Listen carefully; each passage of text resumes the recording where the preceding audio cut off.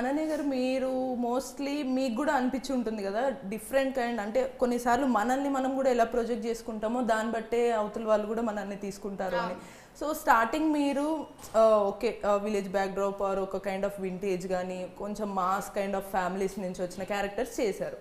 So అదే మీరు project చేయడం వల్ల ఇంకా అదే కంటిన్యూ అవుతుందా? మీరు కూడా మేబీ ఏమైనా ట్రై చేయొచ్చు, మీ తరపు నుంచి ట్రై చేస్తున్నారు? అంటే నేను ఇప్పుడు ఫర్ ఎగ్జాంపుల్ శాకుంతలం అవ్వనివ్వండి, మల్లిపల్లి అవ్వనివ్వండి, దాంట్లో చిన్న చిన్న రోల్స్ చేయడానికి నేను రీజన్ ఏంటి అంటే ఓకే నేను ఈ అమ్మాయి ఇది కూడా చేయగలదు, గ్లామరస్గా కూడా కనిపించగలదు. అండ్ నెక్స్ట్ వచ్చే ఇప్పుడు నేను కథాకెళ్ళి అని ఒక సినిమా చేశాను, హారర్ కామెడీ. అది దాంట్లో కూడా నా రోల్ చాలా గ్లామరస్గా ఉంటుంది. సో అలా డిఫరెంట్ కైండ్ ఆఫ్ రోల్స్ నేను చేసి అంటే ఫుల్ ఫ్లెడ్జ్డ్గా రావట్లేదు కాబట్టి నాకు వచ్చిన దాంట్లో ఇలాంటి డిఫరెంట్ కైండ్ ఆఫ్ రోల్స్ నేను చూపించుకోవడానికి ట్రై చేస్తున్నాను. బట్ థింగ్ ఏంటంటే అవి మేబీ ఎక్కువగా రిజిస్టర్ అవ్వకపోవడం వల్ల అది మేబీ హిట్ అయి ఉంటే ఒక అమ్మాయి ఇలా కూడా డిఫరెంట్గా కనిపిస్తుంది అని చాలా ఎక్కువ మంది చూసేవాళ్ళే. సో వెంటనే వచ్చేవి అలాంటి కైండ్ ఆఫ్ ఆపర్చునిటీ.